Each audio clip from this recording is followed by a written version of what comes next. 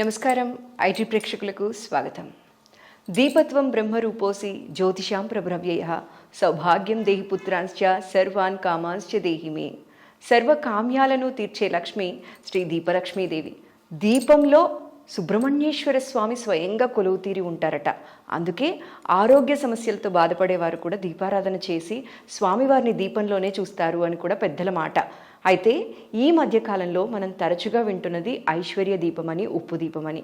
ఇది ఎప్పటి నుంచో ఉన్నప్పటికీ కూడా ఈ మధ్యకాలంలో ఎక్కువగా ప్రాచుర్యంలోకి వచ్చిందనే చెప్పాలి. ఇవాళ ఎక్స్క్లూజివ్గా అసలు మనం ఇది ఎలా పెట్టాలి, ఐశ్వర్య దీపం పెట్టడం వల్ల మనకి జరిగే లాభాలేంటి, ఎలాంటి సమస్యల నుంచి మనం బయటపడచ్చు అనే విషయాన్ని తెలుసుకుందాం.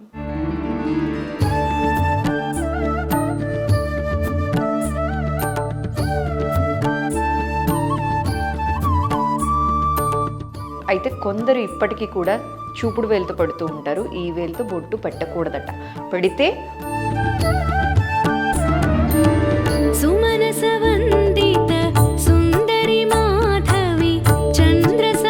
ఐశ్వర్య దీపం పెట్టాలి అనుకున్నప్పుడు ఈశాన్యంలో పీఠం వేసి పెడతారండి నార్మల్గా.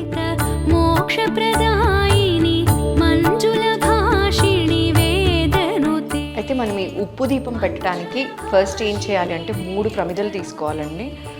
2 చిన్నవి, 1 పెద్దది.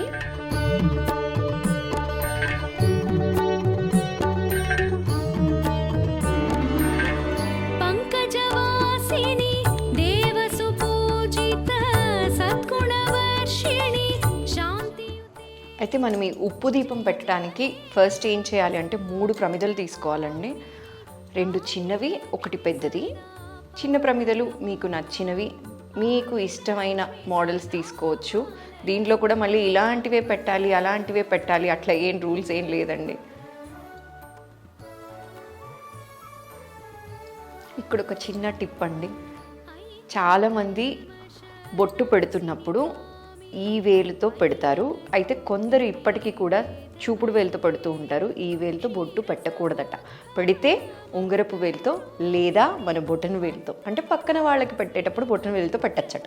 దేవతామూర్తులకి కానీ, దీపారాధన చేస్తున్నప్పుడు దీపపు కుందులకి కానీ బొట్టు పెడుతున్నప్పుడు 1 చూపుడు వేలు లేదా బొటన వేలుతో పెట్టచ్చు అని చెప్తారు మన పెద్దలు.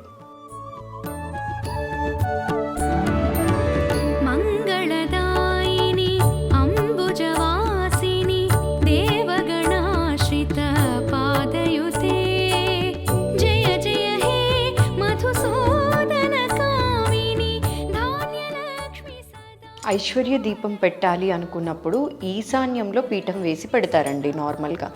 ఈశాన్యంలో పీఠం వేసి పీఠం పైన వరిపిండితో కానీ బియ్యపిండితో, అంటే కొన్ని ప్రాంతాల్లో వరిపిండి అంటారు, కొందరు బియ్యపిండి అంటారు. బియ్యపిండితో మనం పీఠం పైన చక్కగా అష్టదళ పద్మం కానీ, తామర పువ్వు కానీ ఇలా నచ్చిన ముగ్గు వేసేసుకొని పసుపు కుంకాన్ని పీఠానికి సమర్పించి తరువాత ఐశ్వర్య దీపాన్ని పెడతారండి. జనరలీ పూజలు, వ్రతాలు ఏది చేయాలన్నా కూడా ఏదైనా మర్చిపోతే అసలు ఫలితం దక్కదేమో, అసలు మనం చేసిందంతా పోతుందేమో అన్న భయం ఉంటుంది కదా. అట్లేం లేదండి, మనం ఎలా చేసినా ఫలితం అనేది వస్తుంది. అయితే కొన్ని పాటించాల్సినవి ఖచ్చితంగా పాటించాలి.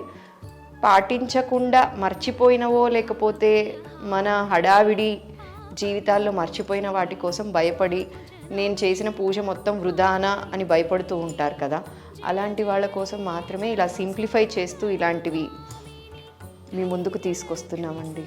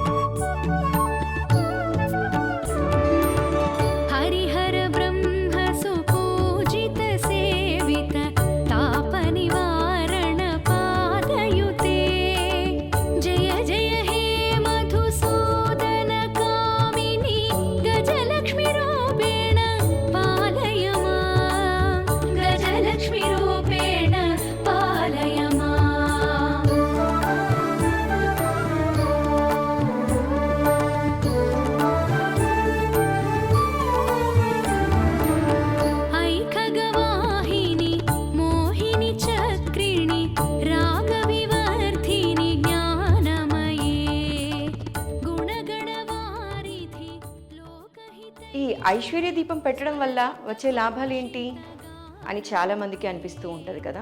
అయితే నేనేమంటాను అంటే ఐశ్వర్య దీపం పెట్టడం వల్ల జరగని లాభం ఏంటి అని కూడా మనం అనొచ్చు. అంటే ప్రతి సమస్యకి పరిహారం అనేది మనకి ఐశ్వర్య దీపం పెట్టడం వల్ల జరుగుతుంది అని అంటారు. ఇంట్లో వాస్తు దోషం ఉన్నా, లేదు ఎవరైనా అనారోగ్యంతో బాధపడుతూ ఉన్నా, రుణ బాధలున్నా, ఎంత డబ్బొచ్చినా ఇక ఇంట్లో నిలవట్లేదు, ఇలా వస్తోంది ఇలా వెళ్ళిపోతుంది అనిపించినా, ఉద్యోగంలో ప్రమోషన్ కోసం ట్రై చేస్తూ అది కూడా వెనక వెళ్ళిపోతూ ఉన్నా, అన్నీ ఇక అయిపోయాయి, ఇక చేతికి అందుతుంది అనుకున్నది డబ్బు కూడా రాకపోవడం, ఎవరికైనా డబ్బులు ఇచ్చి అది తిరిగి రాకపోవడం, ఇలాంటి సమస్యలు ఏవి ఉన్నా కూడా మనం ఐశ్వర్య దీపం అనేది పెట్టచ్చండి. అయితే ఈ ఐశ్వర్య దీపం ఎక్కడ పెట్టాలి? ఇంట్లో పూజ గదిలో పెట్టాలా, ఈశాన్య మూల పెట్టాలా? ఇలాంటి డౌట్స్ కూడా చాలామందికే ఉన్నాయి కదా. మనం ఇది పూజ గదిలోనైనా పెట్టచ్చు, ఈశాన్య మూల వైపు అయినా పెట్టచ్చు, లేదు అంటే గుమ్మానికి అటువైపు ఇటువైపు కూడా పెట్టి మనం దీపారాధన అనేది చేయొచ్చు. అయితే ఎక్కువగా కూడా ఈశాన్య మూలలో పెడితే చాలా మంచిది అని పెద్దల మాట అండి. అయితే ఎందుకు ఉప్పు దీపానికి ఇంత విశిష్టత వచ్చింది అంటే, మీకు తెలుసో తెలీదో చాలామందిలో మనకైతే తెలిసే ఉంటుంది, కొందరికి తప్ప. చిన్నప్పటి నుంచి మనకి దిష్టి తీస్తే ఉప్పుతోటే తీస్తారు, అది కూడా రాళ్ళు ఉప్పుతోటే తీస్తారు. ఎందుకు అంటే రాళ్ళ ఉప్పుకి మనకున్న నెగిటివిటీని మొత్తం తీసేసే శక్తి ఉంటుందట.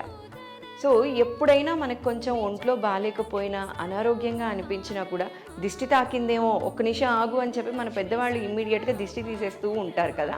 సో అలానే మన ఇంటికి కూడా ఎవరైనా వచ్చినప్పుడు కూడా ఆ నరదిష్టి తాకడం వల్ల కూడా ఇంట్లో సమస్యలు అనేవి కూడా జరుగుతూ ఉంటాయి.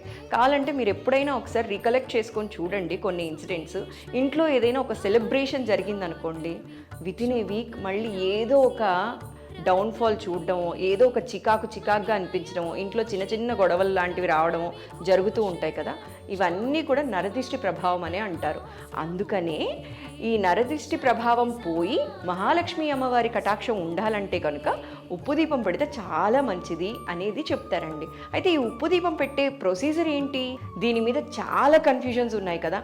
అసలు ఎన్ని ఒత్తులు వేయాలి, ఎప్పుడు పెట్టాలి, ఉదయాన్ని పెట్టాలా, ఈవినింగ్ పెట్టాలా, మధ్యాహ్నం పెడితే ఏమన్నా తప్ప, ఏదైనా మిస్టేక్ చేస్తే బ్లండర్ మిస్టేక్ అని ఫీల్ అయిపోయి అవాంతరాలు ఏమన్నా వచ్చేస్తాయా, అమ్మవారికి కోపం వచ్చి ఉన్న లక్ష్మీదేవి వెళ్ళిపోతుందా, ఇలాంటి భయాలు బోలెడు ఉన్నాయి. అయితే అవేవి కాదండి, మనం ఈ దీపారాధన ఎప్పుడైనా చేయొచ్చు. ఎక్కువగా శుక్రవారం చేస్తే మంచిది, ఉదయాన్నే బ్రహ్మముహూర్తంలో చేస్తే చాలా మంచిది అని అంటారు.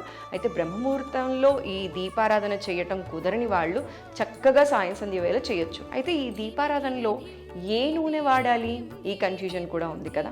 ఆవు నెయ్యి వాడచ్చు, నువ్వుల నూనె కూడా వాడచ్చండి. ఏది వాడినా తప్పు లేదు. అయ్యో నేను ఆవు నెయ్యి అని తెలియక నువ్వుల నూనెతో దీపారాధన చేశాను తప్ప అని చాలా భయాలు ఉంటాయి కదా. అట్లేం లేదండి, ఏం చేసినా తప్పు లేదు. చక్కగా ప్రేమగా అమ్మవారికి మనం సమర్పిస్తే చాలు, మహాలక్ష్మి అమ్మవారి కటాక్షం ఎప్పుడూ ఉంటుంది అని అంటారండి. అయితే నెక్స్ట్ వచ్చే డౌట్ ఏంటి తెలుసా? ఎన్ని ఒత్తులు వెయ్యాలి? ఈ ఒత్తుల సమస్య ఎక్కడి నుంచి వచ్చిందో ఎప్పుడు వచ్చిందో తెలియదు, కానీ అందరికీ ఉన్న డౌట్, ఎన్ని ఒత్తులు వేయాలి దీపంలో, ఎన్ని ఒత్తులు వేయాలి? 3 ఒత్తులు వేయాలండి. ఏ దీపానికైనా సరే, ఎప్పుడు మనం దీపారాధన చేసినా సరే 3 దీపపు ఒత్తులు అనేది ఖచ్చితంగా వేస్తాం. అయితే ఏ ఒత్తులు వేయాలి? పత్తితో చేసిన ఒత్తులు వేయాలా, తామరపు ఒత్తులు వేయాలా? ఈ కన్ఫ్యూజన్ కూడా ఉంది కదా. ఏదైనా వేయచ్చండి, మనకి ఏది దొరికితే ఆ ఒత్తులు అనేవి మనం ఈ దీపంలో వాడొచ్చు. ఇప్పుడు ఉప్పుతో దీపారాధన చేసేసాం, మరి పక్క రోజు ఆ ఉప్పుని ఏం చేయాలి?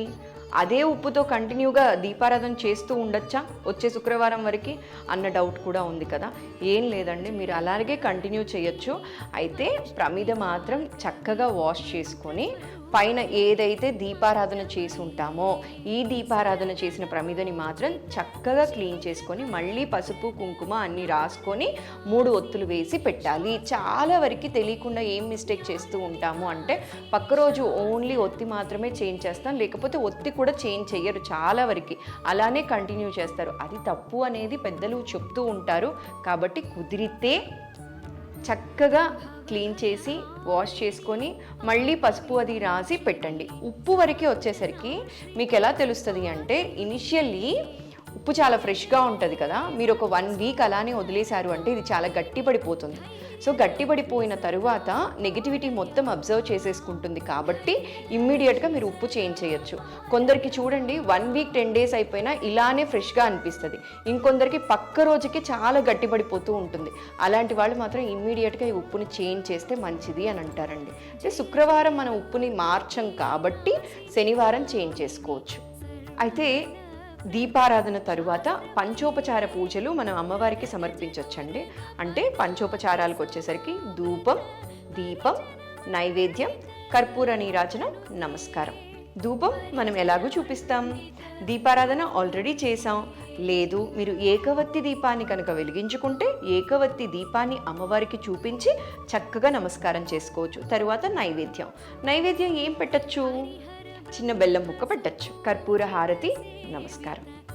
లేదు ఓన్లీ దీపారాధన మాత్రమే చేశారా, మనసులో మీ సంకల్పాన్ని గట్టిగా చెప్పుకొని, ఇప్పుడు రుణ బాధలు ఉన్నాయి, అప్పులు ఉన్నాయి, ఈ అప్పులు నాకు త్వరగా తీరిపోవాలి తల్లి, మనసుకి బలం ఎక్కువట, మనం ఏది అనుకుంటే అది త్వరగా జరుగుతుంది అంటారు. కాబట్టే మనం సంకల్పాన్ని ఖచ్చితంగా ఏ పూజలోనైనా చేస్తాం.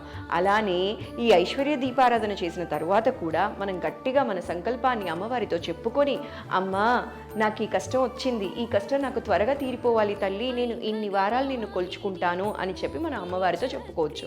అయితే నేను 7 వారాలు చేద్దాం అనుకున్నా, 9 వారాలు చేద్దాం అనుకున్నా, 3 వారాలే చేశాను, మధ్యలో చేయలేకపోయాను, ఆటంకాలు వచ్చాయి, కంటిన్యూస్గా 4 వారాలు ఆపేశానండి, దీనివల్ల ఏమైనా జరిగిపోతుందా అని చాలామంది భయపడుతూ ఉంటారు. అలాంటి టైంలోనే మనకి ఏదైనా కష్టం వచ్చిందనుకో ఇంటర్లింక్ చేసేసుకుంటారు. నేను అమ్మవారి దీపాన్ని ఓన్లీ 3 వారాలే పెట్టాను, తర్వాత నుంచి ఆపేశాను కాబట్టే నాకు ఈ కష్టం వచ్చింది అని చాలామంది ఇలా భయపడుతూ ఉంటారండి. అయితే ఖచ్చితంగా అది తప్పు. దేవుడు ఎప్పుడు మనల్ని బ్లెస్ చేస్తాడే కానీ శిక్షించడైతే శిక్షించడు.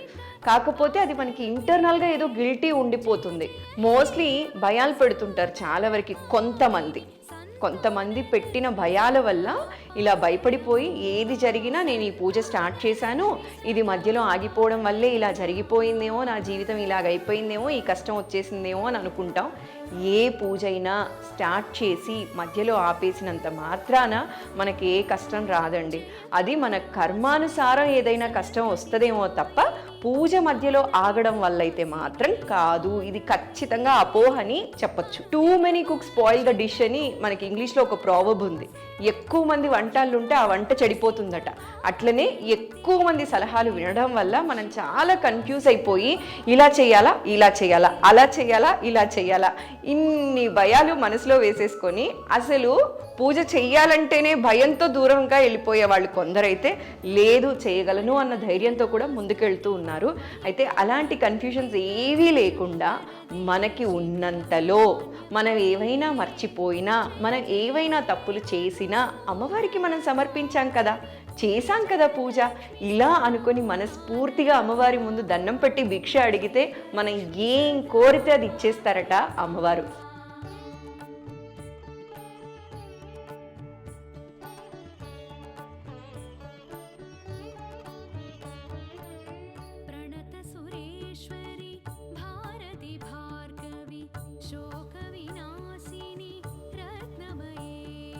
ఈ దీపం వెలిగించేప్పుడు కూడా చాలా మందికి చాలా కన్ఫ్యూజన్స్ ఉన్నాయండి. అసలు అగరబత్తితో వెలిగించచ్చా, అగ్గిపెట్టితో వెలిగించచ్చా, అగ్గిపెట్టితో వెలిగించకూడదా, ఏకవత్తితో మాత్రమే వెలిగించాలా అన్న కన్ఫ్యూజన్ చాలా మందికి ఉన్నాయి. కానీ నిజానికి చెప్పాలి అంటే ఏకవత్తితోనే వెలిగిస్తారండి, అగ్గిపెట్టితో వెలిగించకూడదు అని మన శాస్త్రం చెప్పిందట.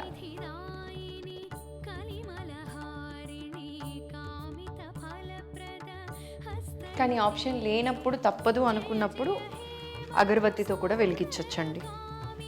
అంతేకాని నా దగ్గర ఇవాళ ఏకవత్తి లేదు, ఆప్షన్ లేదు అని చెప్పి అసలుకే మానే కంటే ఉన్నదాంతో చేయొచ్చు అనేది కూడా ఇంకొక వైపు, కాయిన్కి ఇంకో వైపు అంటారు చూసారా.